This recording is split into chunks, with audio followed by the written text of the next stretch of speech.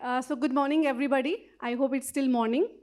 Uh, Thanks for joining us today. And so today we are going to have this very illuminating, I have picked it from Rajput sir, very illuminating dialogue with such experts sitting here.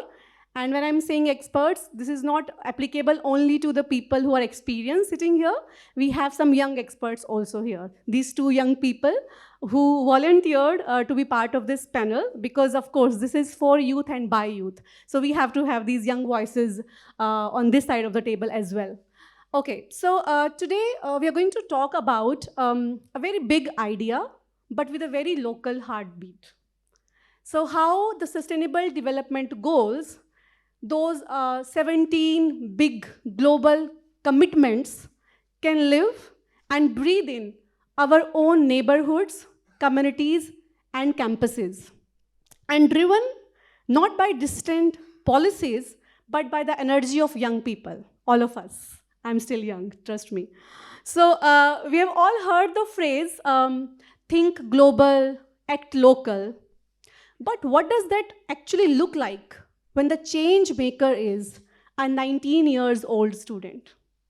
Or maybe a rural community leader, or somebody who is an innovator building tech solutions from their hostel room. Yeah? So today our mission is very simple, to explore how global aspirations can translate into grassroots impact, and how youth cannot just participate, but lead that transformation. So to start, let's zoom out to see what does this SDG landscape look like from a global lens? And how do we translate that vision into local everyday action? So when I'm saying global, I hope you all have understood where am I moving? Yes, so we have this global icon sitting with all of us here. Obi, this is for you. So Dr. Aginam, as a leader of institute focused on education and peace building under the UNESCO umbrella, how do you see social and emotional learning? Because Professor Rajput used values, social emotional learning, and how important it is to have this humility along with illumination and empowerment. So how do these contribute to the localization of SDGs, particularly at the youth level?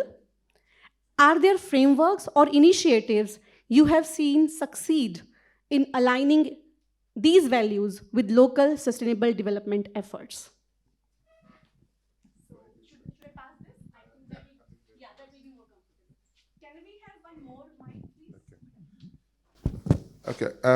Thank you very much, Richard, my colleague, for raising that question.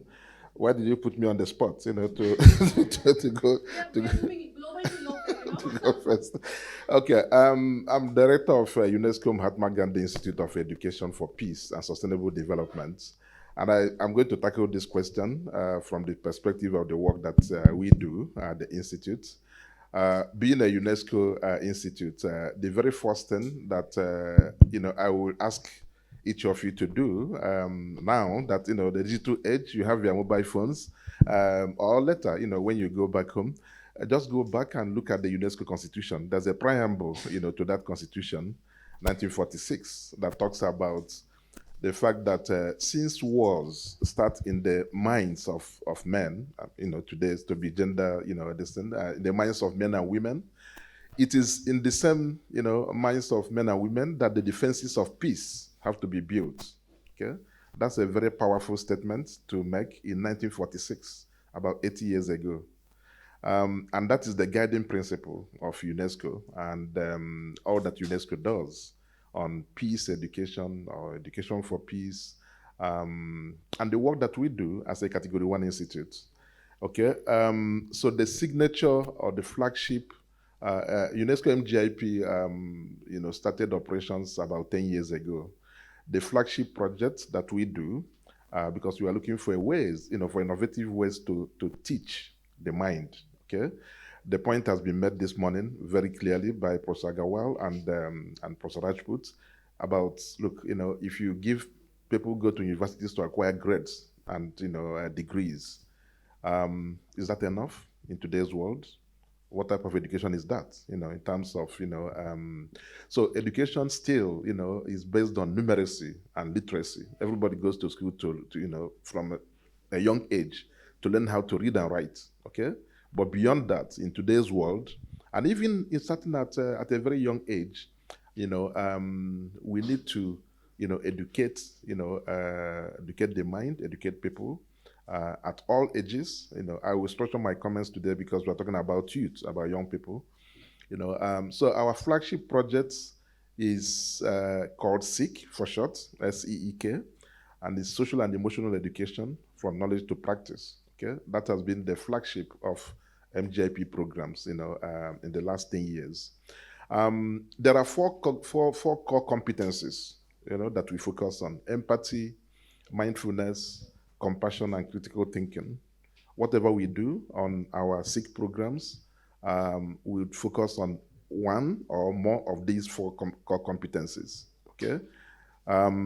So there are examples.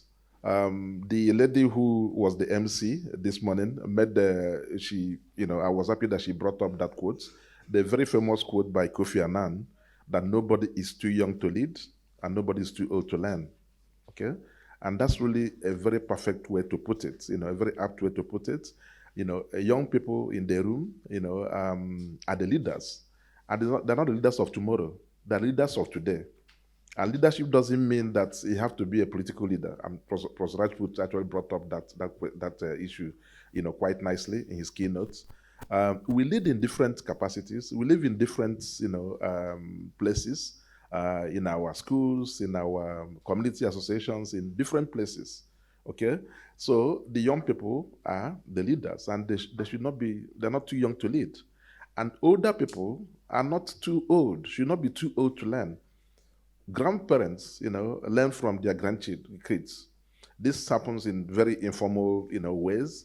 Parents learn from their children, and we learn from people who are much younger. In the office that I lead, I learn from my younger colleagues every day. So you have to have, I think I really thank Professor Rajput for fleshing out all of this. There was a way he put it, in terms of, this mindfulness that you have to, reflect, ask yourself, these questions. And humility is, extremely important in all of this. So, so to give some concrete examples, maybe one or two examples, we ran Youth for Education, Sustainability and Peace, in India. It's called the Yes Peace Program, where UNESCO MGIEP launched its flagship Yes Peace India program in collaboration with Prava and Community, the Youth Collective. Through this initiative, youth gain opportunities, to both learn and co-create campaigns focused on peace, sustainability, and global citizenship through social and emotional learning infused community engagement at grassroots level. So the launch of the National Yes Peace Network International Strategy was aimed to co-design an inclusive and experiential curriculum with open source and multilingual focus for diverse youth audiences. So this is just one example, of what we do. And there's also the Youth Waging Peace, one of the courses that we use to do our trainings. If you look at the MGIEP website and go on the Framer Space, all of those courses are listed there and they're free, for anybody to take.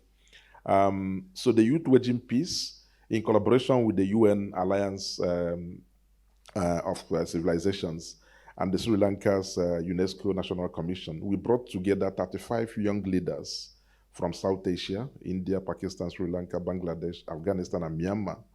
This cohort built social and emotional learning, critical media and project management skills, and then designed and delivered 30 community-wide initiatives across 6 countries, impacting over 1,000 local stakeholders.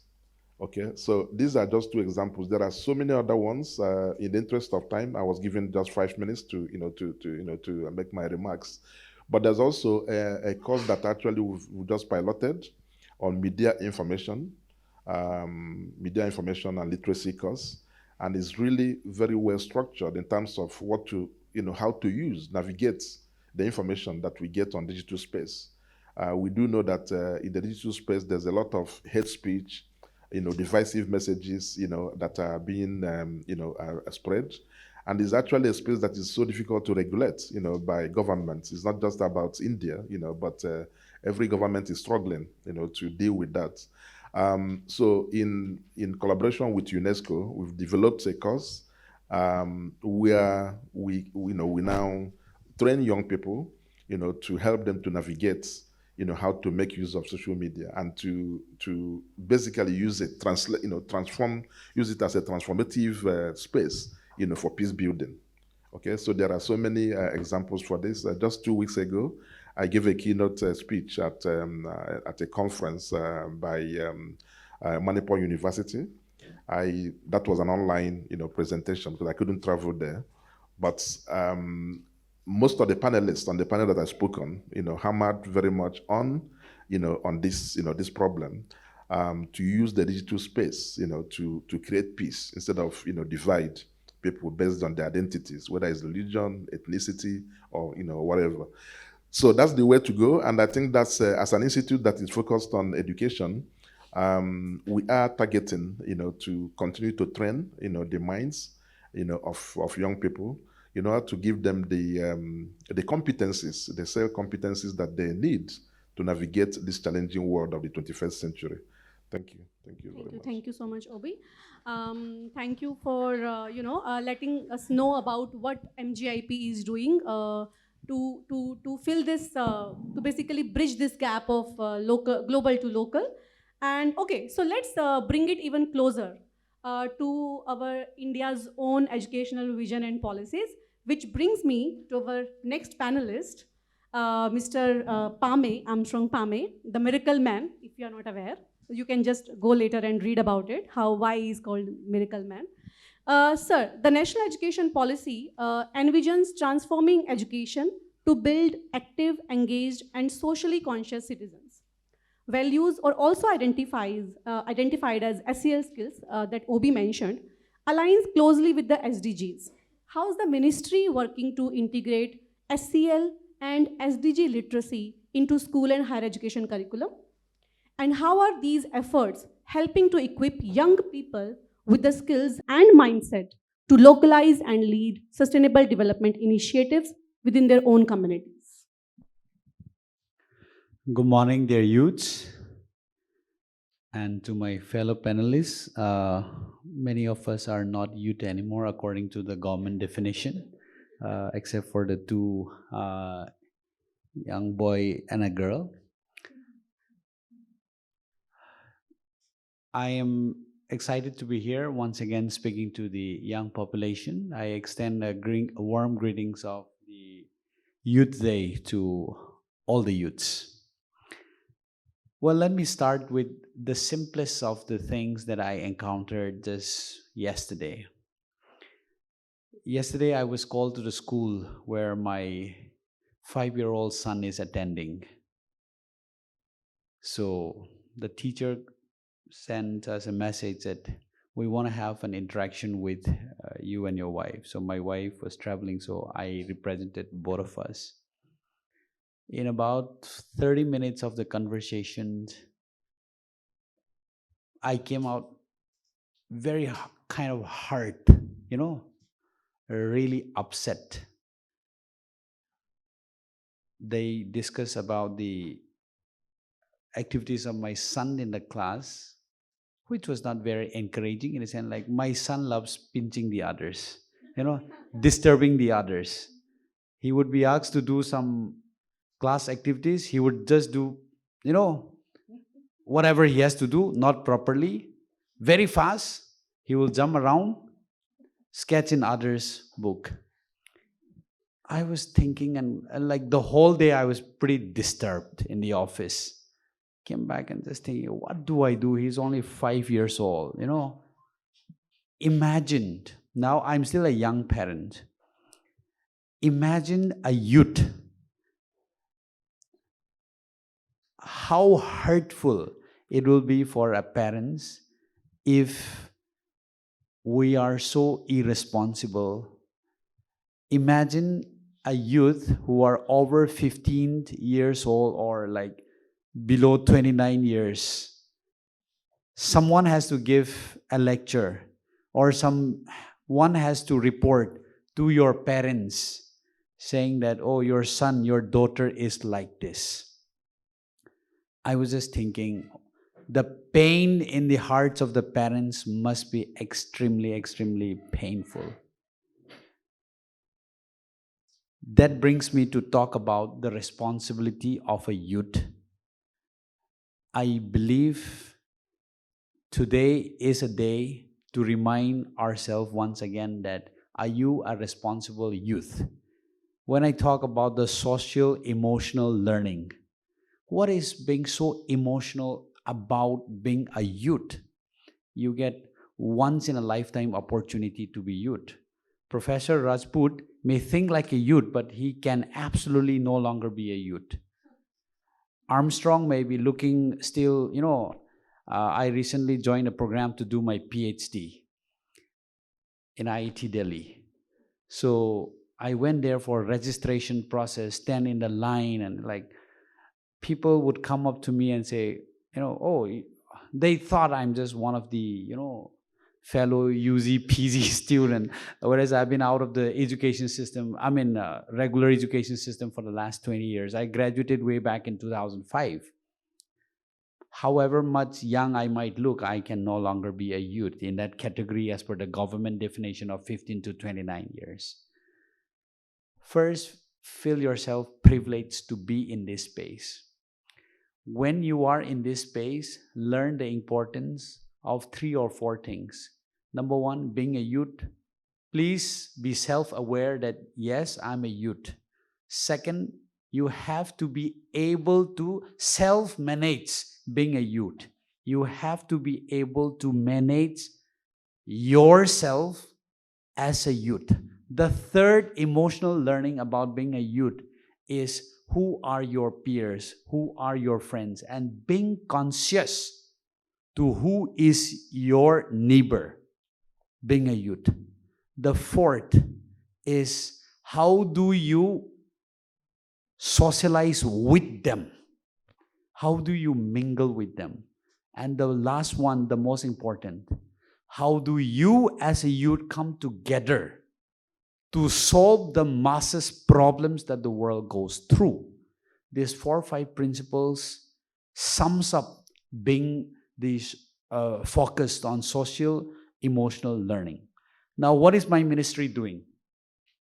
We're trying out various ways. We have not come up with a one-size-fits-all solution. We are still learning. For so long, we have been following the education policy which has been designed and framed by others to make us just a clerks and, multitask workers. I hope you understand what I mean. For a very long time, we were following an education systems which will make us sufficiently good enough to follow others' instructions. Only recently we have come out of it and say, hey, now it's time to build our own world. It's time to build our own, environment. So let's focus on it. So when I talk about the new education policy or the national education policy, that is exactly what the ministry is now focusing to bring the emotional aspect, the social aspect in the education sector. Today, all the teachers in the school ecosystems are mandated to go through 50 hours of training every year. 25 hours mandatorily under CBSE, 25 hours through their own school ecosystems. And in this, they are supposed to be given training on the emotional aspect, the well-being aspect, the sensitivity aspect of how the school should conduct through the teachers. Well, I don't say we're 100% successful in this. I must admit the fact that we have started. We just celebrated the 5 years NEP. Okay, so NEP is about, in the school ecosystem, 5 plus 3 plus 3 plus 4. So 5 years is the foundational part. So we have just completed the foundational part. So please don't judge the government on the outcome of the NEP just because we have finished 5 years, but we have started. That's a good thing. The second thing, we also tell all the schools, you need to have a wellness and mental wellness club in every schools. Well, we try our best to make sure that every schools and universities have these facilities. I don't say we're 100%. I'm not sure if your South Asian University has already a psychologist put in place, to look after the mental well-being of the students. If Professor Agarwal was here, I could have asked, but he left. So I don't mean to say that we have been able to achieve 100%, but we have started on a good notes. So the NEP focuses on the overall growth of the students, not only to score good marks, not only to score the good grades. We are focusing so much to make sure that the student encompasses the entire environment around them. Today, CBSE is collaborating with AIMS to come up with a program called MATE, M-A-T-E. So we are trying to encompass the best possible practices from the medical world, from the corporate world, trying to come together and see what best can be done for the mental well-being of the children, for the emotional well-being of the children. Well, I can keep naming several programs which both the higher education and the school education are doing, but that might not sound very interesting to you. What I mean to say will sum up in this. Since we're talking about the UNESCO SDG, I am a clear example of, if you have a good education, you can achieve so many what is listed in the SDG, at least for yourself and for the community. I started as a village boy who saw road for the first time only in 2012, coming to my village. Electricity for the first time in 2012, October. With the education that I was given through the efforts of my parents, I'm glad today I get to sit with the panelists. I get to speak in front of you. Good education can be a panacea for so many of the SDG goals: no poverty, no hunger, better quality education, clean drinking water, environmentally conscious. All of this, at least for myself and for the community in way back back to Manipur, I'm able to contribute something for the society. My encouragement to all of you, be a more responsible youths as we try solving this SDG. SDG, we may set our target at 2030, 2047. But how much effort are you willing to put forth to achieve this will so much matter in achieving this. See, for many of us who thinks that life is so casual, I'll just give you an example. Yesterday I just removed a plastic cover from my phone. How many of you have a plastic cover in the front and in the back? This is just a mobile device which many of us will just use for 1-2 years. If a new model comes up, we'll throw away. Our life is much more precious than this. You live once. Your period of being youth is once. If you can so much take care of your phone and be so careful of dropping on the ground, my encouragement to all the youths, please don't waste your life. Make the best use of it when you're youth, especially. Thank you. Thank you, Mr. Pame. So thank you for taking us on this journey from policy to community, and how education can play such an important role. This is something you did in your life by getting that education from your parents' efforts, and I think most of us has been through such challenges, and including you guys. So I think that's the best message we can receive on International Youth Day. Okay, so of course policies open the door, but institutions, as Mr. Pame also mentioned, we don't know if we have, these policies are being materialized in SAU or in other universities in the form of well-being clubs, or having those psychologists there. So this is how the institutions give us space to step in. So of course, when we are talking about institutions, that takes me to our next panelist, Professor Chaturvedi. Sir, universities have both academic and civic responsibilities. So how can higher educational institutions effectively integrate SDG localization into their academic frameworks and community engagement missions, especially to nurture youth leadership and social innovation? Thank you very much for this question, respected Professor Rajputji, Professor Saxena, distinguished co-panelists, colleagues, and dear students and scholars. Thank you for this opportunity and a brilliantly conceived question that you have asked me. Let me begin by saying that South Asian University is not only located in a space, it has the mandate to create a space. So I think institutions are not just space takers, they are also space makers in their own right.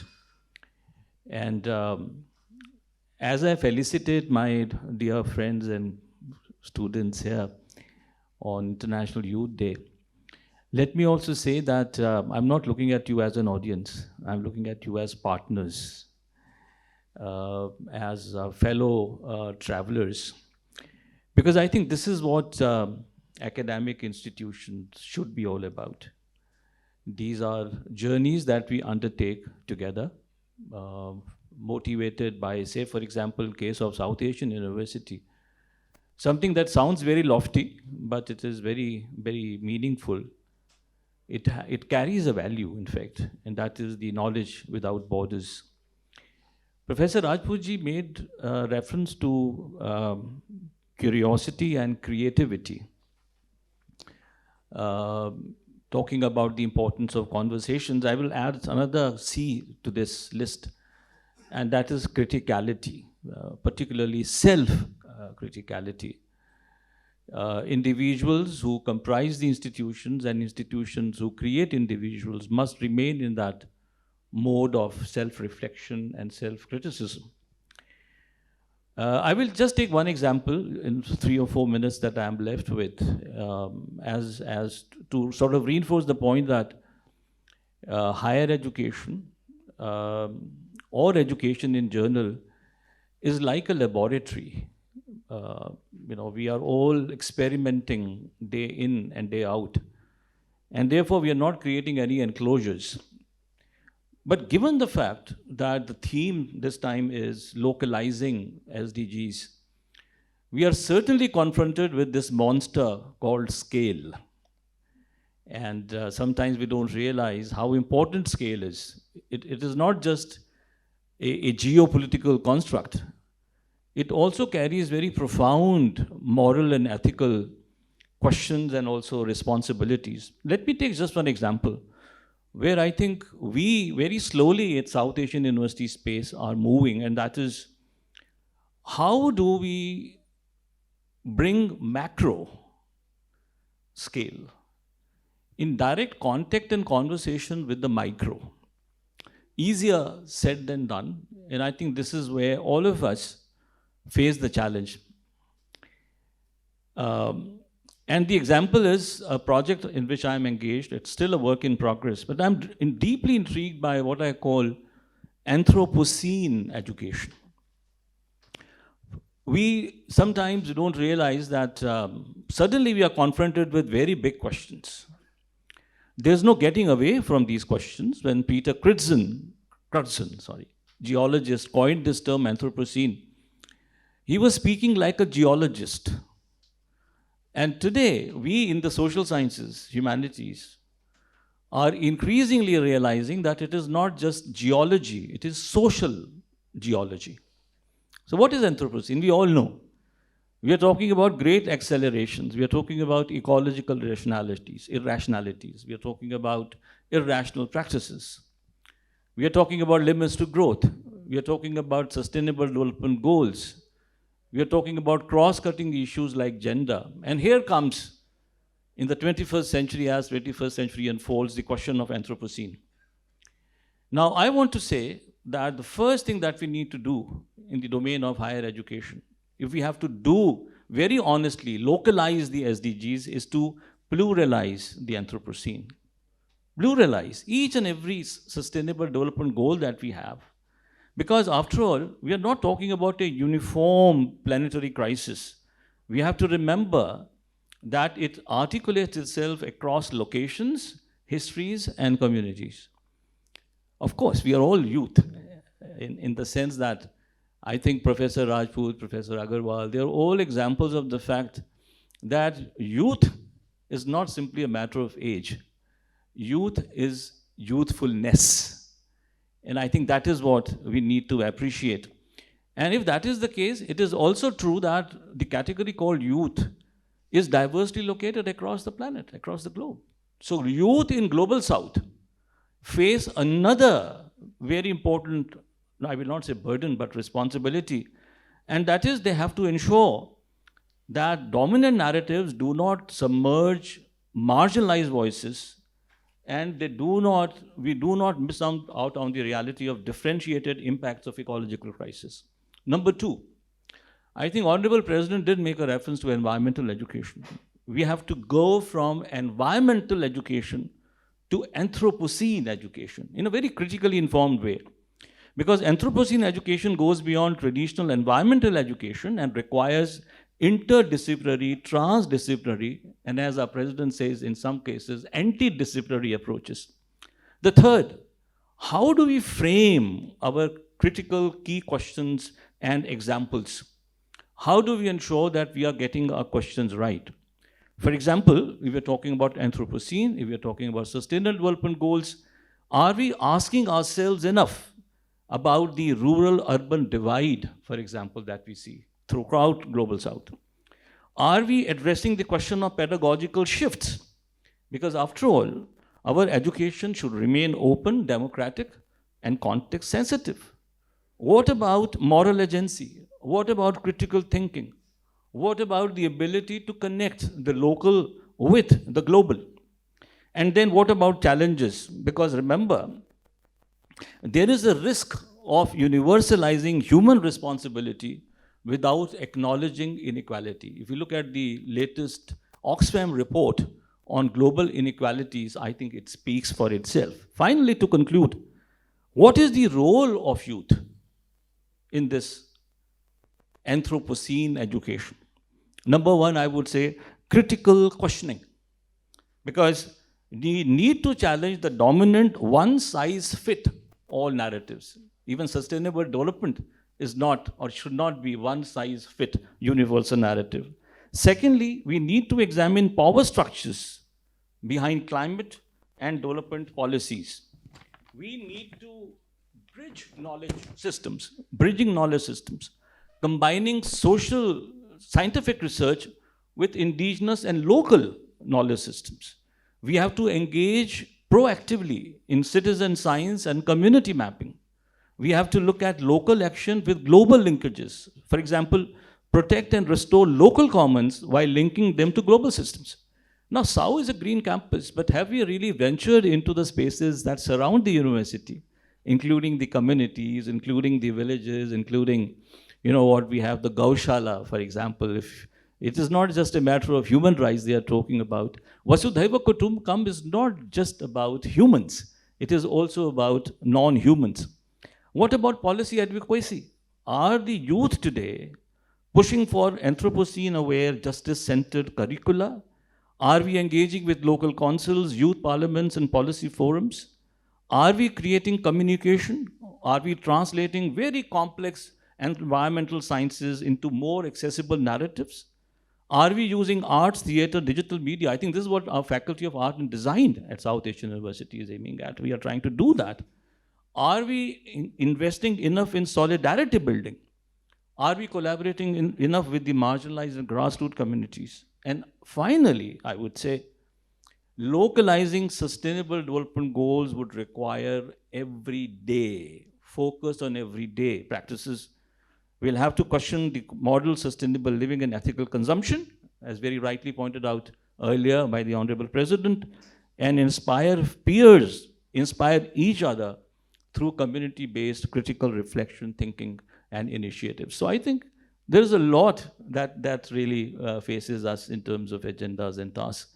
And I think higher education always remains, as Professor Rajput has also been telling us through his writings over the years, a work in progress. Thank you.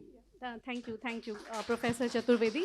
So yes, you have added one more value, or I would say dimension, to what Professor Rajput mentioned today, criticality. And when we are saying criticality, it does not only mean being critical to others, what they are doing, like what higher education system is providing to us, but also to be self-critical, right? So of course, the question, you can challenge your professors now, because Chaturvedi sir has opened the door. You have all the rights to challenge what you are receiving as education or as quality education from SAU, but also please make sure that we need to be self-critical also when we are being critical towards other or systems or education systems. And thank you for this terminology which we are picking up today, Anthropocene education, how to pluralize Anthropocene education. And yes, social ecology, not ecology, social ecology, because even learning is social and emotional. That's how we are talking about social emotional learning, because learning happens in social settings, and same as, that goes to other disciplines also. Okay, so we have heard how institutions can lead, but inside those institutions, the faculty is somebody who inspire and guide. So I hope my next panelist has understood that I'm going towards her now with my next question.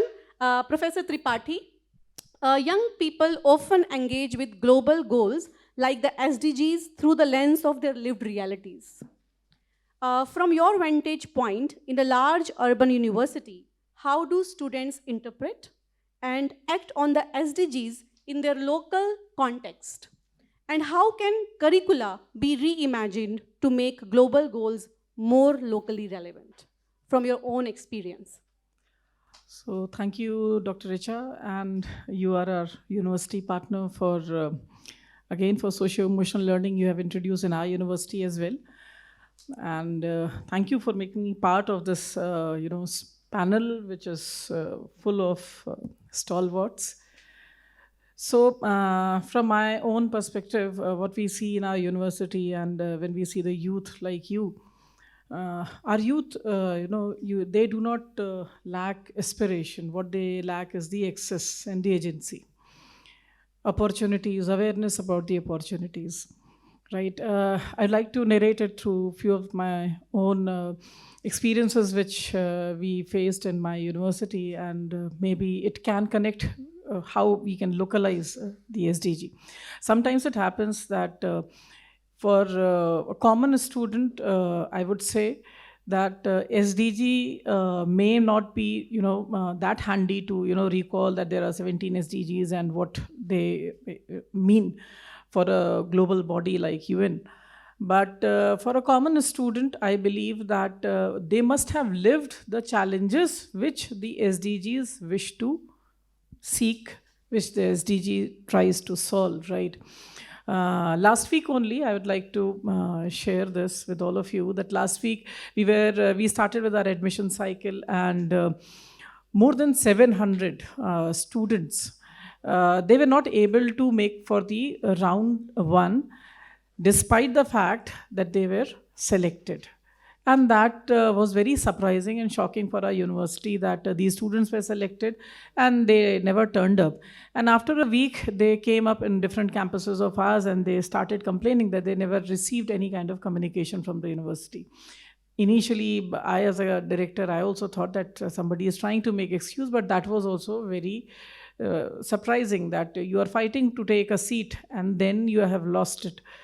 So it was, what happened was that the students were not having the digital identity in the form of email, which is readily accessible, free of cost to all of us, and which is so very normal. But they were not having the emails, which the online form required. And then many of them out of these students were even not having the mobile numbers. They approached a cyber cafe owner, and he filled the form, and thus whatever communication was being made, it was being made to the different cyber cafe owners and not to the actual students, and they never received it. And we were also finding it very difficult to now for such kind of seats for which we have already opened the round 2. So it is a case of digital divide. It's a case of digital literacy, digital identity, however you see it. And in a way, that person is actually, having a challenge for one of the SDG. Then coming to the another story, which I would again share with you, that last October, every year you are from Delhi, and one thing that when we were quite young, we used to mug up the definition of what is pollution. If I ask you, you will say, no, we live what is pollution, especially in Delhi. So there is no need to mug up the definition. In fact, you can just say that what happens when the city gets polluted. So GRAP 4 was there, it was implemented, and as per that, it was required that students should stay home. And we thought that it makes everyone happy because they will be staying back at home. But many of the students, they came up with a complaint that they never got the opportunity to attend the online classes. Why it happened? Because first, they were not having some dedicated kind of space, with the open space environment which they were getting in the campus. And again, they were not having only one mobile phone in the family. That too, it was being used by the head of the family, not for the study purpose, which was very optional for them, and they missed their classes. So there was a great digital divide. In fact, unintentionally, we created this emotional and the digital divide, learning divide, which we never wanted, but somehow it happened. And then we realized, okay, this is happening because we are shifting to online classes. So sometimes the solution itself becomes a big challenge. Now coming to localization, yes, a student who is facing day in and day out, a girl student, if she is not having a safer route to commute, smart city can be one of the things which she wants to happen, near her. So localization is not about the geographical location. It is also about the emotional connect. What emotionally we can feel, what emotionally we can connect with the SDGs which are happening. I am not going to solve the global world order, right? I am an individual, I am a student. What can I do? But when I have this whole issue of traffic, when I have this whole issue of pollution, when I have this whole issue of a safer commute, in a way, I am also day in and day out trying to solve the SDGs. It is only the matter of awareness. So many of the courses which we have designed, like one more example which I'd like to share, that in one of our campuses that has a design course, digital media design course it was having. And I was taking the class of socio-emotional learning, which has a lot of group activities. And there was one girl who used to come with an attendant. So it was day one, and I just asked that who that person is, because she was, of course, looking much more aged than the girl. So I was told that this girl is having some difficulty in hearing. I started with my lecture, and after 15-20 minutes, I realized that it is going haywire because she was not able to understand. After a few classes, we also realized that there was a big divide between her and the rest of the students. And I asked the student, they said that she is not ready to, come and talk to them, and she has some attitude problem. I counseled the rest of the students.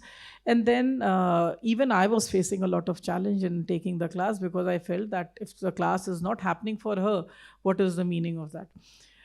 So while giving them the project work, I decided that that project was decided beforehand, but I said that in that project, you have to it will be mandatory to use sign languages.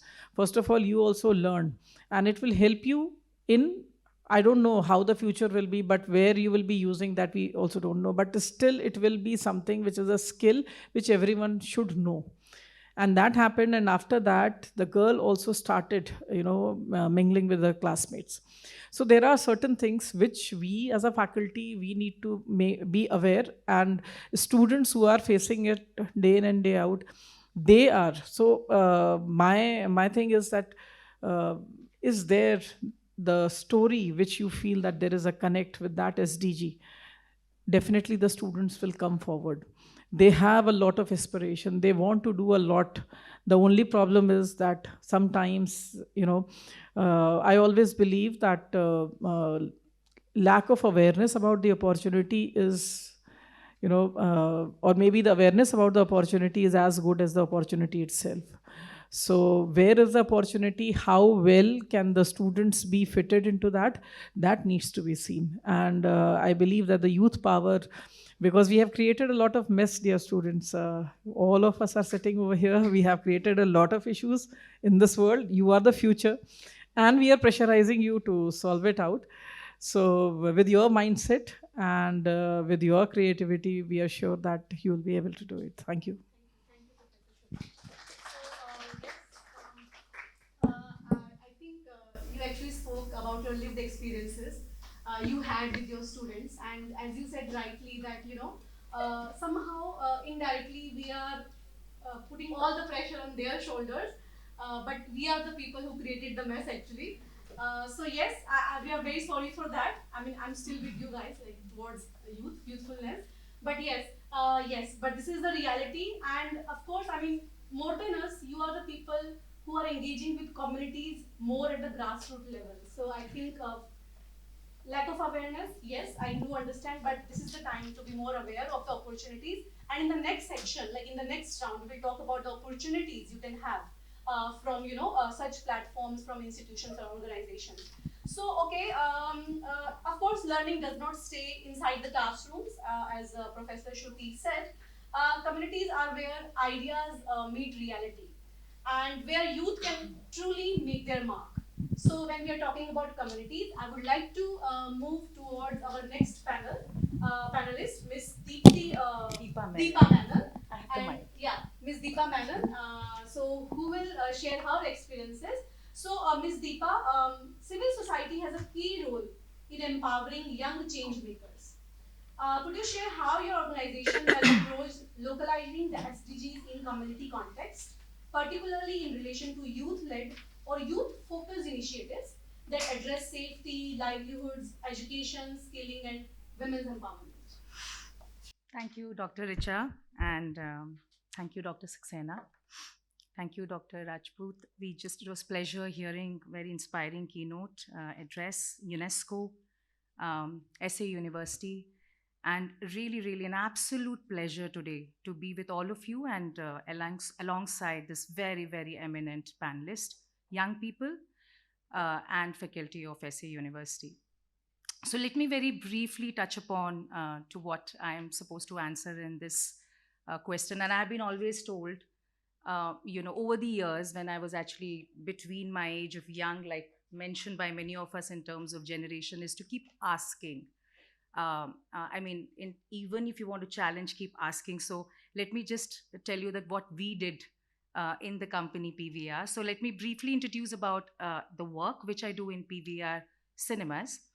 Of course, it's a merged entity now, PVR Inox and PVR Nest. I joined PVR Cinemas in 2005 as a founder of PVR Nest to develop their corporate social responsibility, which of course way back, there wasn't any law. The law came in 2013 from the Ministry of Corporate Affairs, and to also develop and sustainable development goal initiatives. And I just want to tell you that, I was walking in the open spaces of some of these PVR complexes, and I saw risk all over for the first time. And I was 28 years old at that time, and I was wondering, my God, what should I do? Because there's so much, around these complex, which I had to work on. The risk which I actually saw were children who were living on the streets, children actually outside our complexes, disconnected communities, corporate their bazaris, traders, community members, etc., and people in very, very, very difficult circumstances. And at the time, because I just want to also share with you that Save the Children had come up with a report around a lack of children who were on streets in Delhi. And I had just come out from a youth-based non-profit NGO called Katha. Perhaps if any one of you have read their books, Katha is actually one of the organization which promotes Indian writers. So I had a very different profile of working with very experienced writers and actually kind of implementing a program here. And PVR also was just a very, very young organization. It was just hardly, touching its first 10 years as a listed brand, trying to really, change the landscape and actually, create its own roadmap. But I had no roadmap, honestly. Also, the entire plan of CSR had no data for me, no structured program, and no funds. Because way back in 2005, I couldn't go to my CFO and say that, listen, I want to start the program and I need funds. But there was, an appointment which was done to me too. So I began meeting a lot of impact-driven NGOs, non-profit NGOs, and very meaningful non-profit NGOs. Looking for not partnership, which would just run project, but actually be more embedded within the communities. And so just some ideas in terms of, what probably worked at that time. And that's how I started really, understanding. I was from a non-profit, moving to the CSR of PVR Cinemas, as founded the first year of PVR Nest. And I was really attempting, like Sir mentioned, the SDG 4, quality education. I wanted to address that. And we started, thinking, oh, we have to explore the youth first approach. And how should we approach, a youth first approach when you want to run a program like that? So we thought that we have to make creative aspects. We have to do youth-based organizations should join hands with us. So we started really identifying who were excelling actually in the areas and naturally connecting with children, especially at risk. And sports was something which we were really very getting comfortable because children at risk were enjoying sports. And football, I remember music class, music programs, creative arts, was also connecting them so that we could mainstream these children who are at risk. And for sure, because PVR was with films of films. So that the learning doesn't just happen in the classroom, but go through an active engagement. And that's how we launched our first program. And way back, it was Sheila Dixit's office, which launched the Childscapes program of PVR Nest to be the first of a cinema brand at that time to run a safe and vibrant spaces for children who were at risk to feel more protected in the spaces which we were trying to create in association with youth organization who could actually bring learning much more simply and more peer-based. So as we, expanded these youth-based centers, the impact became very, very visible. How the impact became very visible was because the curriculum which the youth organizations which we were tying up were very age appropriate. They were also creating voices and creating risks, and settling it down in the curriculum and program. And sooner the LG's office actually invited us to open many such centers, in government centers and government schools. So this, in a way, opened PVR Nest to partner with many youth-based organizations, expanding our corporate social responsibility journey with youth-based organization and trying to create something locally. And for sure, you have to create measurable and lasting impact, which we were trying to do. I also want to cite a very popular program, which I was speaking also to other panelists this morning, was about the youth-led initiative, which emerged as CineArt. And I still remember Moser Bear when, was actually coming out with their CDs, and we were moving towards the transition between CDs, and now we don't have that all. I reached out to the Moser Bear director and said that, listen, we must have films made, and your CDs should have the films, the top 10 films, which PVR will air. And I remember that those programs actually got cinema as a brand closer to the communities. And so hence we were always seen as entertainment hubs. You get that happiness of 3 hours and 2 hours and you are out. But then we realized that there's a potential which cinema as a brand was able to do. So Cineart actually gave a lot of young people the tools to create short films on issues they cared, and covering almost all the SDGs from environment to inclusion. And in a way, the long-term impact we were creating was, we were working and touching on behavioral issues, creating awareness events, dialogue series with young people, and making sure that lots and lots of children and young people could actually change their mindset. We were actually touching every year a lakh of children through the Cineart program. And I remember one of the groups who made a film on water conservation, and when it was screened in PVR cinemas, the pride on their faces as an audience applauded was unforgettable. So in that moment, I realized that we were touching all the SDGs through Cineart, and we were also making young change makers in a way. So similarly, just to basically rant a little on that, we ran youth-led campaigns across almost all the SDGs, giving spaces to their voices, their conversations, their lens. We worked in Mumbai, Bangalore, in multiple cities to save parks, unpacked difficult issues like POSCO and POSH, championed environment and road safety, and redefined that play and other aspect can be really like part of child every day, and worked on gender equality and diversity.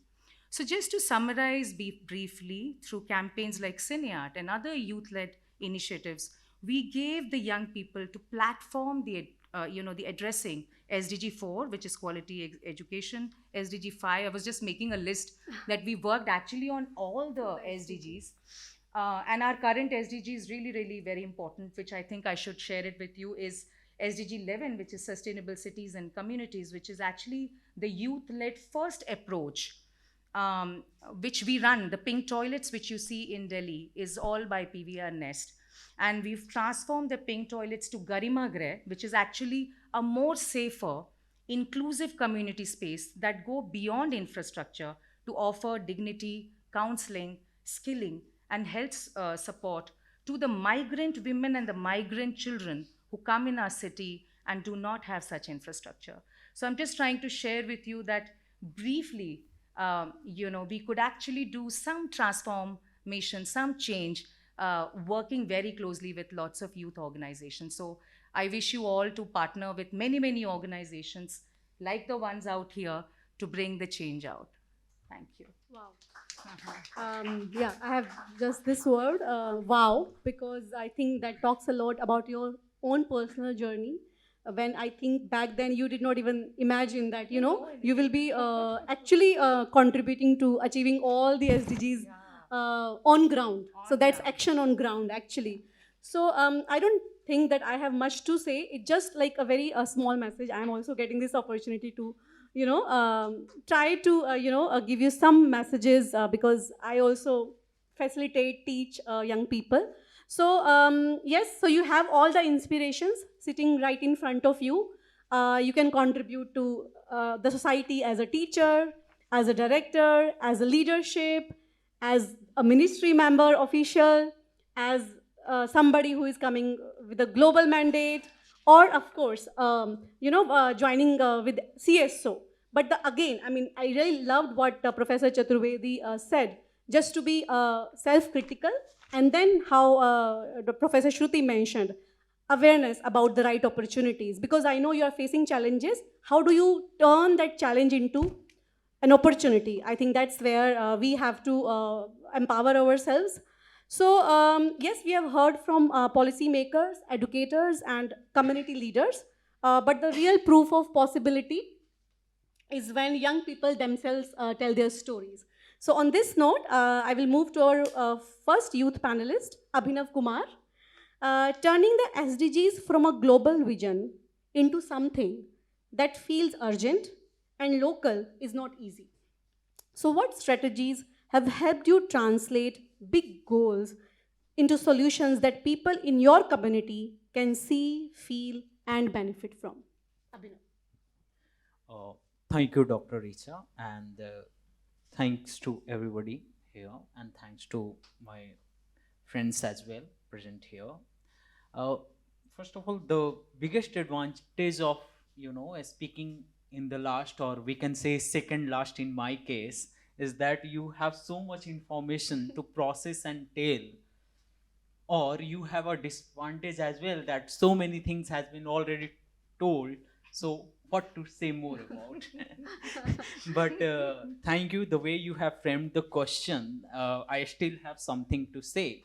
So uh, Mr. Pame, I can truly correlate with your story, the heart touching story, not the other one, the hurtful one. Like our parents have educated us and they have sacrificed so many things for us to be here. So I am also feeling quite privileged.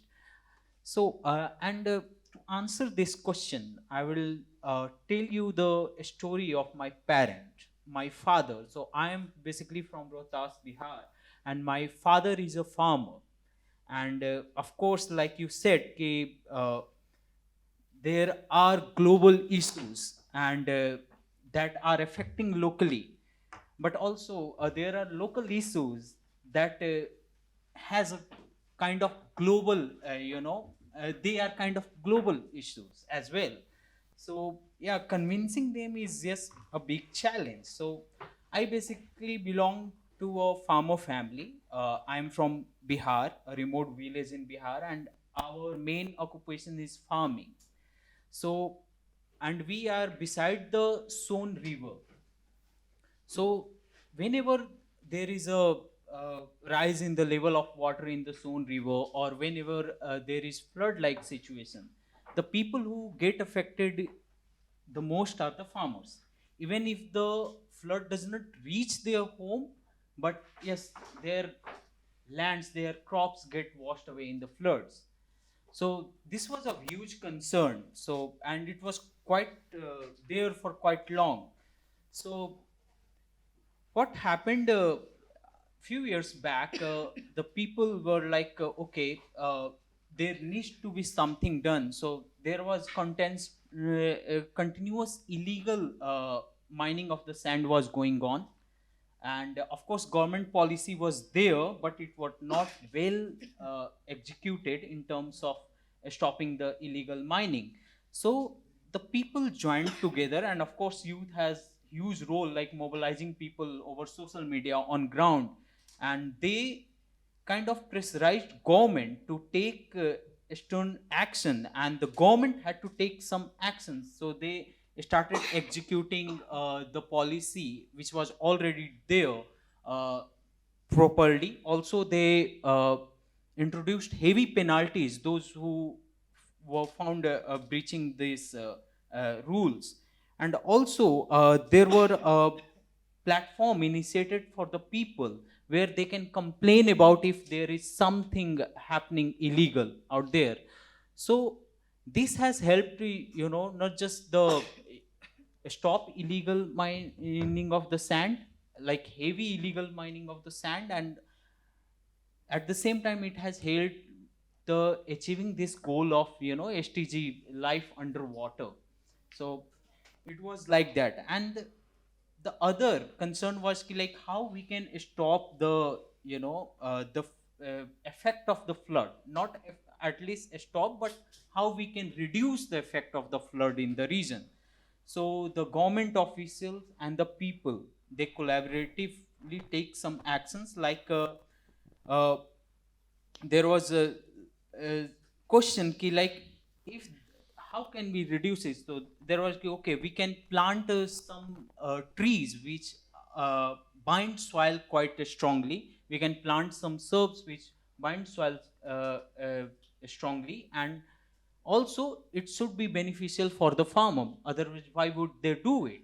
So the first there were major questions behind this like first was ki, like where to get these plants, and the second was ki, how to convince people to get all these plants planted near their fields or near the uh, uh, bank of the rivers.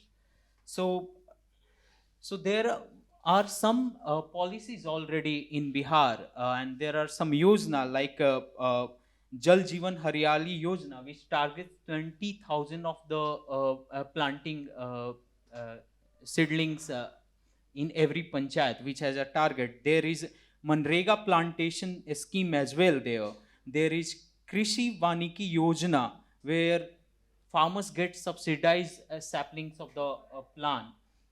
Uh, and after, if the plants survive for the next 3 years, at least even 50% of it, they will get 60 rupees more uh, for each plants that survived. So these things were there. So, and also the people were themselves willing to plant on their own in their fields nearby the river. So this was the solution of the first problem, like where to get these plants. And the second question was to how to convince these people to get it planted. So like we know, okay, like if we want to get something done by the people, or if we have something big cause, we should directly hit to the people's emotions. Like in India, there is Ek Ped Maa Ke Naam initiative. It's directly hitting the emotions of the people. There might be the larger goal of, combating global warming, planting more trees, and so on. So, but it is directly attached to the emotions of the people. In our region, like we worship trees, be it the Bamyan tree, be it the people tree, be it the neem tree, and we worship all these trees, and the benefits of all these trees, they have very deep roots. They strongly holds the soils. So people, these were connected to the way officials, the way youth communicated to the some sort of people who are farmers but less illiterate. Okay, these are the tree we are planting, these are the sacred trees, and these will help us to stop the soil erosion, and also stop the kind of flood as well. So this was the one way they communicated. The another thing they communicated is the direct benefits, the scientific. They reasoned with the people scientifically, like how these will help you stop the soil erosion, how will help you the reduce the impact of the flood. So that way they all deal this way. And also the direct financial benefits that they are receiving from the government as a subsidy, as a free saplings, this was also communicated well.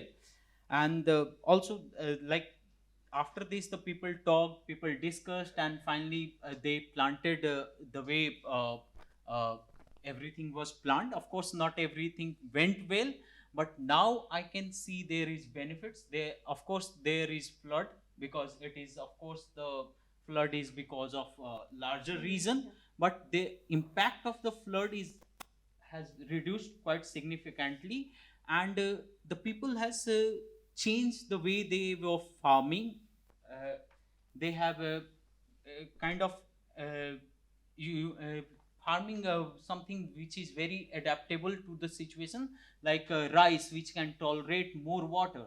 And now my district is called the rice ball of Bihar, because it produces the uh, highest rice in Bihar. So this is how these all things happened. So, but the larger question is ki, like if we look at the data, it is quite concerning.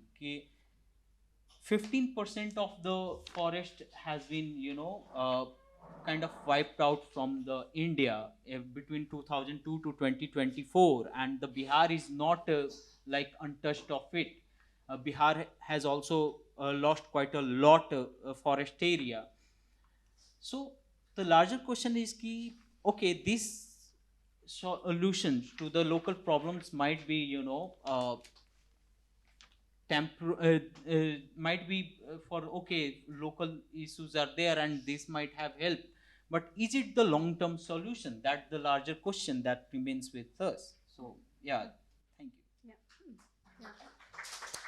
Yeah. So thank you, Abhinav, for giving us really beautiful examples how the policies can, collaborate with the local people, local knowledge, indigenous knowledge, and can lead to innovation. This is what happened in your area. So yes, innovation is one way forward, but so is making sure everyone is included in the journey, right? So I will move to my next panelist, Swati. Swati, social and cultural barriers like stigma, caste, identity differences, and orthodox mindsets often stand in the way of inclusive development. From your experience, how can youth lead transformative efforts in breaking these barriers and promoting equity within their communities? And be careful. Yeah. Hello, everyone. I'm glad to be a part of the panelists today, because it's a really good opportunity for me, and I am very thankful for the every panelist and for you and to all of you. So I would begin with my personal experiences, me being born and brought up in a small village of Uttar Pradesh and being a girl child. So it was a very difficult journey for me, to be here. Like, it's my privilege, it's my parents' hard work, as quoted by Abhinav and Pame sir. So it's a similar story for me as well. And when we talk about the caste hierarchies, the social dogmas, the stigmas, the stereotyping, gender discrimination, and everything, so these are my lived experience. I've seen it, I've closely observed it, and I have lived all through these things. So, for of course, like the caste discrimination, in gender exclusion, and other things comes in a way of inclusive development, because we cannot think of a development if we are excluding the people who are already marginalized, who are on the periphery, and who are excluded. So we need to, I would say, we need a way forward to overcome these problems. Like, me being a sociology student, we study these things very closely, be it caste, be it gender, be it discrimination, and everything. So I would say we can start it at a very local level. Like, the aim of our today's discussion is also like the localizing of SDGs. So we can start from a very grassroots level, like be it the policy, be it any scheme, any mission which is initiated by the government for the benefit of the people. So as a youth, what I can say, we can facilitate all the policies that are there already for us. It's just our collaboration with the NGOs, with the institution, with the educational institution, and with the other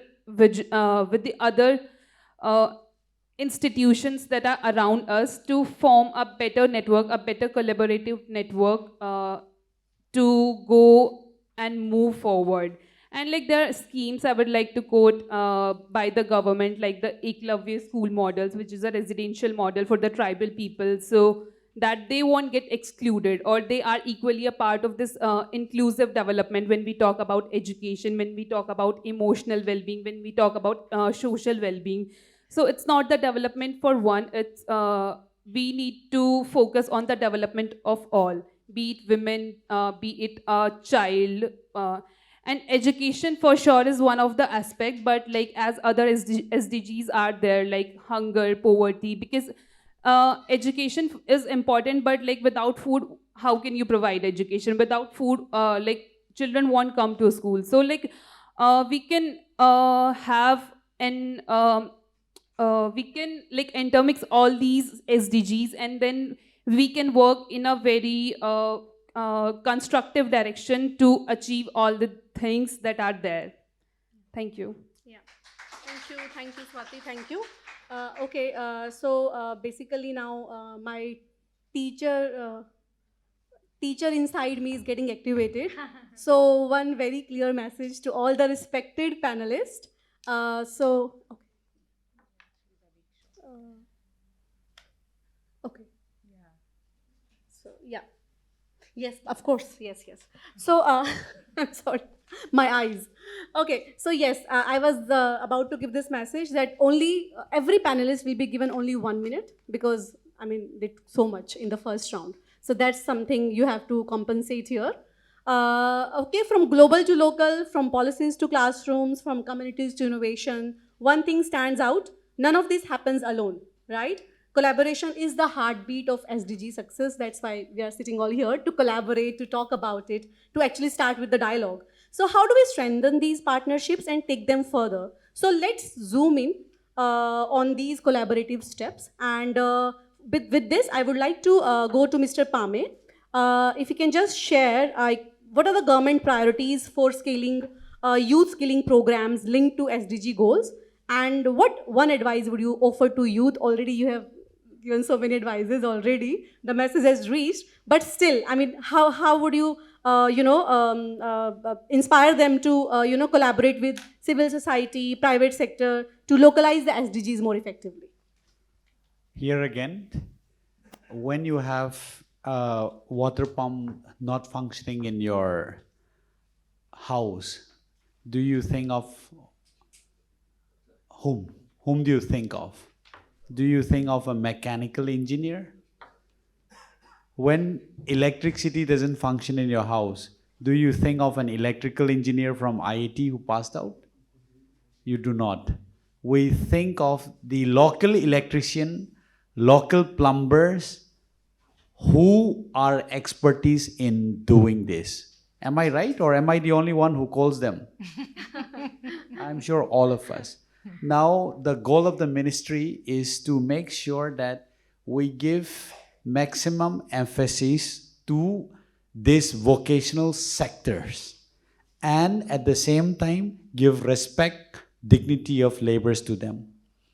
To do this, in the school level, government is introducing, starting from class 6 onward, we started something called the Backless Day. We tell the kids, don't come to school with bags, come to school without bags. That's called 10 backless days, mandatory in a year. Every school's to follow that. In this period, we take the kids to every possible places. They want to play with mud, they want to visit science museum, they want to do anything they like, we allow them. This is called an exposure visit. From class 9, 10, 11, 12 onward, from class 9 onward, we introduce various subjects where they get on hands-on experience. So that's the vocational education courses, which we have now made mandatory in all the schools.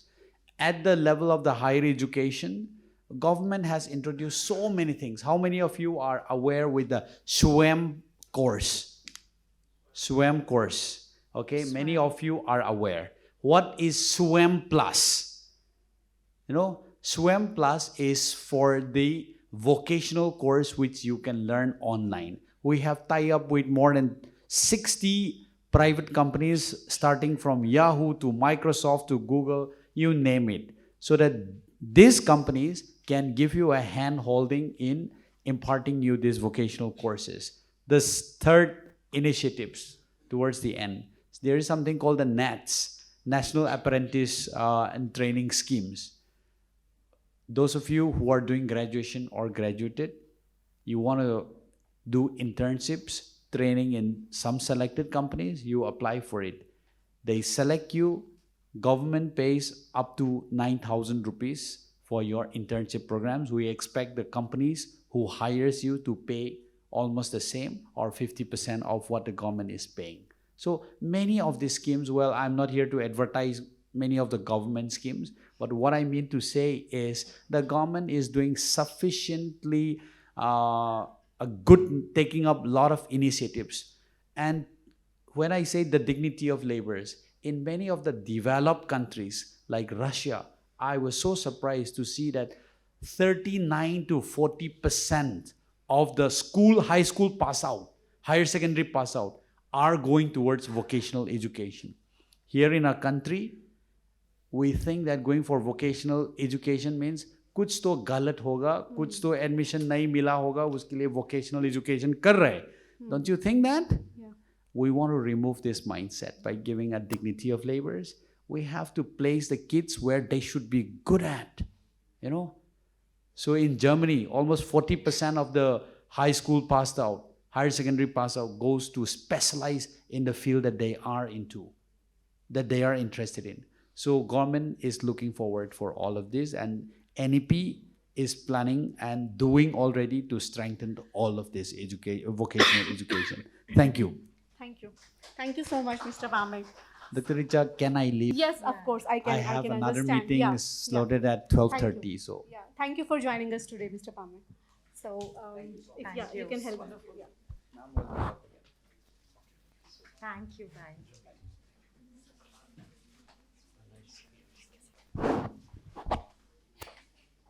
Okay, yes, 1 minute to each panelist. I will move to Miss Deepa now.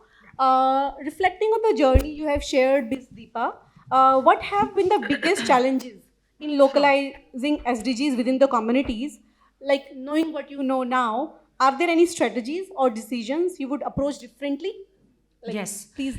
So I'm going to be very brief, and thank you once again for putting all these questions out, because this paper also helped me a lot in terms of what were the biggest challenges. I'm actually just sharing with you what we do at program level, and what do we face always at a program level is collaboration, the right set of mindset, and building trust, which is so long term. And then we know that building trust means for everything within your family, within your internal and external stakeholders, and then you're working with them. It's a long journey. So when we began the SDG initiatives, our first priority was to stabilize the relationship at the ground level.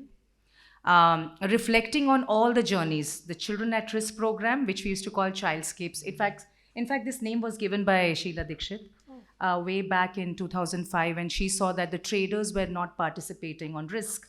And this was in one pilot which we did in Vasant Vihar. And when this program started, and so is Pink Toilets and Garima Greh, the first way I just want to share with you is changing mindset and not just infrastructure. So I can just give you a ready program which you can actually visit. Pink Toilets actually build safe and hygienic facilities for women and girls, which is actually half the work. You have such infrastructure. But the real task is to encourage consistent usage of such toilets and facilities, ensuring them that they get the safest out there, and ensuring that they are dignified, and you are actually breaking the deep-rooted taboos around sanitation and menstrual hygiene, which is actually one of the biggest challenge we face every time while we open and run these centers at the various centers. We have 15 such centers here in Delhi. Integrating all services in one roof is also one challenge which we are facing, because we run toilet program, we also run skilling initiative at the same time. So we offer safety, but we also offer counseling, skilling, and health linkages. Mostly our enrolled beneficiaries who are actually using for sanitation get to actually spend little time on skilling and more time in using our facility. So over here, we have really worked hard to see that in one roof we are integrating for this community. We must make sure that we are able to do that. So hence, a lot of communication, a lot of branding, like Sir spoke about branding, vocational training is very important. So we also keep talking about our services are at the ground. Reaching out to those most in need is extremely critical. And just for your information, most Garima Grehs and Pink Toilets help support survivors of violence and vulnerable women who are actually very difficult for us to reach out. So to get them to the center and make sure that they have trust with us is what we continuously work, because we want to get the fear, stigma associated with that. And sustaining quality over time. Just for your information, any infrastructure, any program you need to continuously challenge the high standards year after year, and which of course means training lots of staff, make sure that you're running excellent operations, and there's empathy and community engagement at the same time. Measuring what really matters is very, very important, because you cannot measure confidence in communities. Of course, you see that they're empowered, but you cannot measure also safety, because sometimes you know that how it is. So measuring is also very, very critical. So we've been working on lots of indicators in terms of how we measure the changes. Of course, footfall is one big reason why we see that our programs are successful at ground. Thank you. Yeah, okay, thank you. I think we should have a big clap for this great initiative, Pink Toilets. And I think if we get an opportunity, we must visit Yes. how you are functioning it and what are your plans again for sustainable, development in terms of, having these facilities available for the women out there. Thank you so much, Ms. Deepa. So since we talked about, the work of civil society organizations for communities, so I would like to know from Professor Chaturvedi, how can institutions like yours can be a connector or a mediator who try to connect these young people with such organizations or with government, to co-create SDG focused innovation hubs or programs at the local level. So what kind of role higher education can play in this?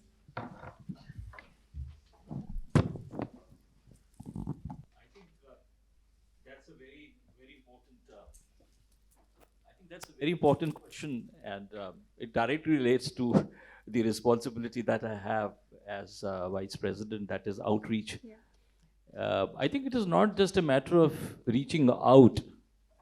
It is also a matter of making yourself readily available for those who want to reach out to you. So I think that two-way openness is extremely important. Yeah. It is already happening on the South Campus. I think before we act together, we also have to think together. We have to create those synergies. And I'm reminded of Ikagai, you must have heard of that, Yeah. which is all about flow. Anything that is choked stagnates and falls. So I think keeping these channels open is extremely important. Building partnerships, building coalitions, building solidarities. South Asian University has a unique feature in the sense that the architects, the visionary architects of South, deeply felt two things. One was that the importance of ideas and importance of thinking together. So we have the Institute of South Asian Studies, where we are already having these initiatives of inviting, distinguished panelists who have joined us today, who have done remarkable work, whether it is in UNESCO or it is in PVR NES related initiatives. I think we'll continue to build on these initiatives. My request to all of you would be, who are present here, that please continue to think of us. Let us continue to plan various activities together, and I think that is what Ikagai stands for. Raison d'être. The raison d'être of any institution is, I think, remaining open to diversity of ideas and initiatives. Thank you. Yeah, thank you, Professor Chaturvedi. So I think this is one of the live example of collaboration between higher education institution and the institute like UNESCO MGIEP. So this is how we are progressing with that collaboration. We are trying to bring in, all the experts on a common platform, one platform for you people, not just to listen, but to act after it. And when Professor Shruti and Professor Chaturvedi talks about awareness and criticality, I think it is your responsibility also to be aware of such opportunities and platforms. I know we are always busy with our, core discipline areas, because of course they are going to give us employment, but 50% of the challenge is also to how do you continue with that employment? How do you sustain yourself in those difficult workplaces? So this is where we have to be aware of these opportunities to learn about social, emotional, competencies and other such things which truly make you an empowered, young person. So thank you for this. So, okay, so now I will move to Professor Shruti. Professor Shruti, among the youth startups and initiatives you have come across, how many are actively addressing local SDGs issues? I mean, just a request for you to be as brief as possible. Yeah. So I'll try to be as brief as possible and reiterate what my co-panelists just said. When we define youth, or rather youthfulness, it is always about the courage, right, to do the things. So many ideas you all have. And when you are doing, whatever subject area you have, especially after this NEP has been implemented, lot many projects are going on. How to convert them, right? So three things are important. I can say, your confidence, capacity, and again the collaboration or the connections which you are having. So these three things will play a very, very important role. Take care of others, what others are doing, try to learn, and very important thing, before you start with a skill, you need to understand the mindset. That is very, very important. That with your mindset, like it is said that Edison learned 99 times how not to make the bulb, right? So that is how the things happen. Rome was never built in a day. So you have to keep on working towards it. Basically, in our university, we have entrepreneurship as the heart and soul. And where courses, yes, we have courses, but beyond that, two or three things which are very, very important, that as a higher education institution, we think that mentorship, finding the right mentor, and coming out of that, stigma, like one of the panelists said that kahin kaam nahi mil raha hoga, so you started with your work, especially when we talk about things like social entrepreneurship, where you are actually trying to solve a problem which the society has. So never bow down and believe in yourself, right? That is very, very, very important. You will fail. Nobody will pass in one time. So even nature has evolved, right? So why can't you? So you need to keep evolving, and every time you learn from your past. So, and this is important, that whatever learning you have, that should not be a fail, right? That should not fail. Whatever you have learned, try to implement. And collaboration, as everyone said, it is a small world. Try to collaborate, give your ideas, see what others are doing, and make the best use of it. And mentorship, find a good mentor, try to connect with them, and then you start doing your work. And whatever you are doing, it is better than what we have done in our past. So if we are here, you will be, I'm very sure, that better than us. All the very best. Thank you. Thank you, Professor Shruti.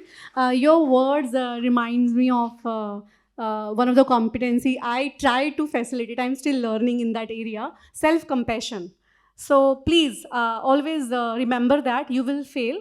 Of course, you will fumble, you will, I don't know what not, like many things will happen with you. But just like you can give multiple chances to your loved ones, your friends, your peers, give those chances to yourself also. Please remember that. Okay, so with this, I will move to our dear Obi, Mr. Aginam. Does UNESCO or MGIP support global youth exchange programs? If so, could you share a few that young people here could explore or apply to? Okay, thank you very much. Well, we don't have exchange program in the conventional sense, but if you look at our youth programs, we do run a couple of fellowships and training programs. One of them is called Talking Across Generations on Education. So it brings about 6 youth panelists to have an open, frank, critical discussion with policymakers, okay? And it's something that started a few years ago. It's been, a couple of them have been, we've had in India, some in other regions, Africa, Latin America, the Caribbean, and the other regions.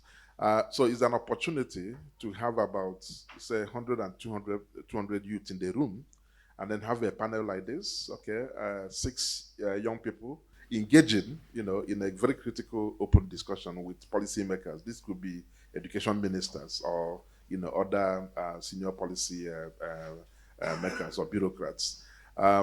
So we've run it now in so many countries. Every year we target to do 2 or 3 targets, depending on budgets. So I will encourage you to look out, for those opportunities. It's always advertised on our website. It's too bad that the Joint Secretary has just left, but he has just suggested, to MGIP to develop a fellowship, specifically for Indian young people, to have 2 cohorts, of young fellows, to have a very, skills-based, a 7-day, 10-day intensive fellowship on aspects of leadership, for peace and sustainability. We are now in a kind of advanced stage of trying to, to work out this. So it's looking as if we have 2 or 3 cohorts, of Indian youths, maybe about 15 or 20. We want to keep it a bit small, and then we can scale up. So over time, we expect that this would build, a very strong group. And the essence is that when they go on this fellowship and they return, just have 10 days intensive, fellowship. And whatever they do with their careers, whether in the private sector or public sector or diplomatic service, they must have learned something, a skill that actually stays with them, for their entire life. And he gave us an example. He came to MGIEP and he gave an example of, he did such fellowships. I think today when he's talking, he referred to, some of those life experiences. But that was under the World Economic Forum, so he did one of those fellowships. Very intensive, 10-day, active. It's nothing academic, but very focused on, case studies on leadership and development. So we will get there. I think we're targeting to get the first fellows by the first quarter of next year. So again, we work with a network of Indian universities, for nominations of young people who might, be able to come on that fellowship. Yeah, thank you, Obi. So here is the opportunity, guys.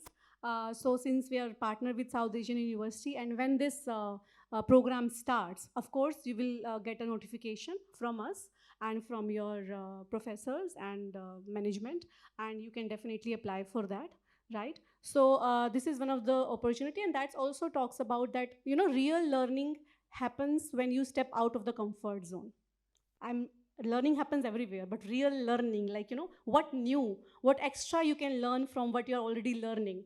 So you have to step out of that comfort zone, look around, look for those opportunities, move beyond your courses and, everyday things, and try to grab those opportunities. It's everywhere. Don't become a victim always by saying that, oh, we are youth, I mean, of course, we have done a lot of bad things for you guys, but still, we have also lost so many opportunities for you. We are leaving it here and there everywhere. Okay, so with this, I will move to our young people here in this panel. And yes, so I will not ask these questions I have framed, I'm sorry, but rather I would like to take one key takeaway message, right? Which you would like to give to them, give to your fellow colleagues. So, especially in terms of the example I shared with you, so when we say we need to have, know the community and make community work. So short experience that I have with working with the community, I will tell you from there. So before you want to get something do, you need to listen them first and let them guide you what there should be something done about the issues that is prevalent.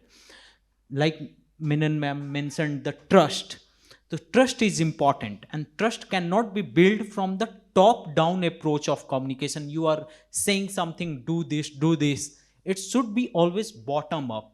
They should say what they want to do regarding this, and maybe with that you can add your ideas in between. And then that's how something like Bihar, the example I said, can happen, where there is win-win situation. There is larger contribution to SDGs, at the same time benefits for the people at local level.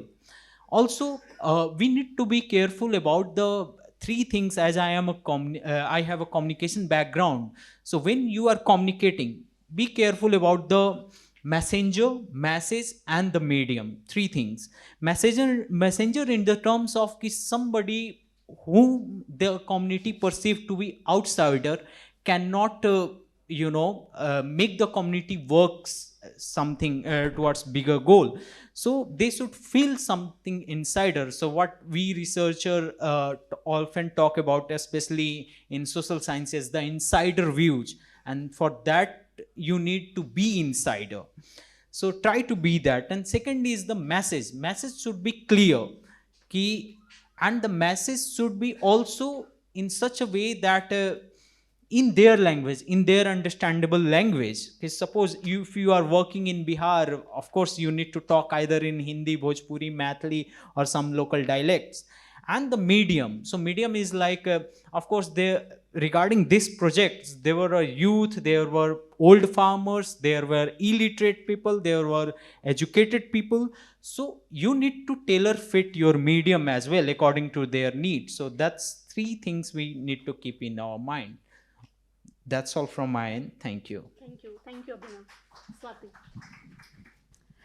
So I would like to just like say a very few like things. So like we youth, we are the young people, we are the brilliant mindset. So like we should always push ourselves more to our potential. That is really important for me. And I think if we youth combine our energy with our vision, then I think we can make the change, a truly change, where we should include, we should be very inclusive of all the communities, of all the people who are at the periphery, who are marginalized. So that's how we can bring a change, by collaboration, by inclusivity, by thinking about all, and of course by bringing these SDGs and more things to a grassroots level. And I would quote Gandhiji, as he said, rightly said that be the change you wish to see in the world. So that's how I want to end it. Thank you so much. Thank you, Swati. So I won't take much time because Aditi is looking at me constantly and I have stolen so much of time from her. Okay, so thanks to everyone. And of course, today's conversation proves one thing, that SDGs are not distant targets. They are daily choices. I think everybody said that in the panel. And the energy in this room, of course, we are not able to hear your voices, but I can feel the energy. These are the emotions, you know, emotion contagion. Emotions is contagious. So tell me that young people aren't asking for a seat at the table, they are building new tables. So please, you're all welcome to build new tables with your ideas, with your, potential, and with your creativity, criticality, illumination, everything. Thank you, everybody, for joining the panel. Thank you, Richa ma'am, and our youth representatives and each panelist present here for this wonderful discussion and for inspiring words. So as we close this discussion, one thing is crystal clear. The future is not something we enter. It's something we create. Today we have heard strategies, stories, and solutions from across sectors, each showing us that SDGs are not distant goals, but living possibilities. My heartfelt thanks to our panelists, moderator, organizers, and every participant here for making this dialogue so rich and meaningful. Let's have here not just inspired, but committed. Committed to being the youth who led from the front. So now I would like to invite Ms. Saxena to felicitate Dr. Obijiofor Aginam. Sir, please come forward. Sir.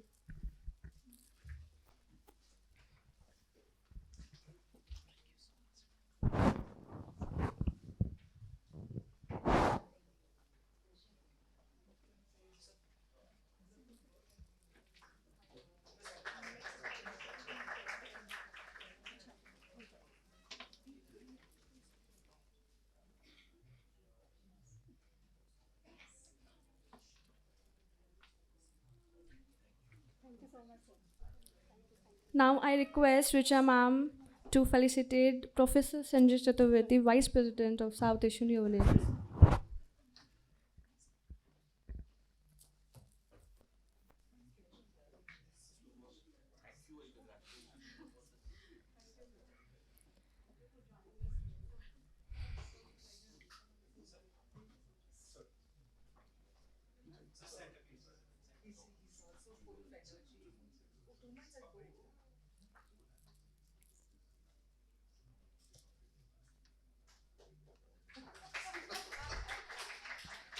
Now I request again Amritsar to felicitate Professor Shruti Tripathi.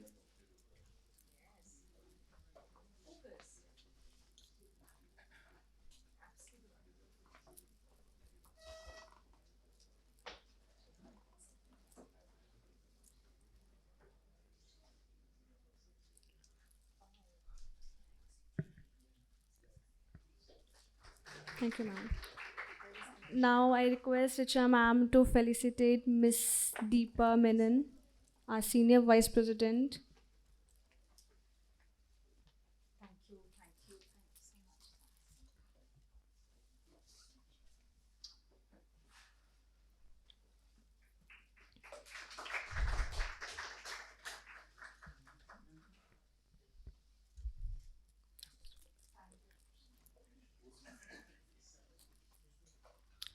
I now invite Mr. Vishnu Pokhrel to deliver the vote of thanks.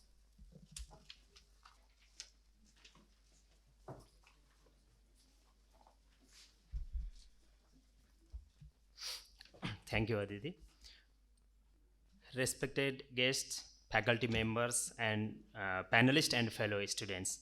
On behalf of Organizing Committee of South Asian University and UNESCO MGIEP, I sincerely thank you all for joining today to celebrate International Youth Day on the theme Localization of SDGs, Youth at the Forefront.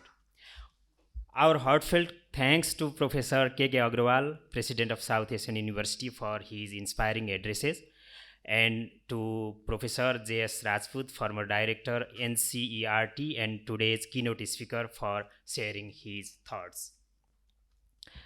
We are grateful to our distinguished panelists, Dr. O.B. Aginam, Director, UNESCO MGIEP, Mr. Armstrong Pame, Joint Secretary, Ministry of Education, Government of India, Professor Shruti Tripathi, Professor and Dean at Delhi Skill and Entrepreneurship University, Professor Sanjay Chaturvedi, Vice President of SAU, and Ms. Deepa Menon, Senior Vice President, CSR PVR NEST, for their valuable perspective, and our student speakers, Aginam and Swati, for representing the youth voice so powerfully. I would like to thank Professor Amrish Saxena for the welcome note, and to Dr. Richa Bansal for moderating the discussion. We also thank Aditi Rajput for anchoring the program, and our student coordinators, Subham, Suman, Vidya, and Mansi, and other volunteers who actually help a lot, as well as South Asian authorities, SAU authorities, for their coordinating and constant guidance and support. Finally, we thank each one of you in the audience for your time, energy, and encouragement. Your presence has made this event truly successful and very special. We now invite you all to join for us lunch and continue the conversation over the share meal. Thank you. Have a nice meal. Thanks to Vishnu. Thank you.